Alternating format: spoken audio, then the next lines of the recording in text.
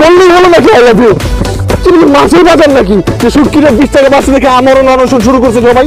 আরে আমি তোমাদের স্যার। চল স্যারকে অ্যাটাক করি। আরে sir listen to me, I love you sir, I love you.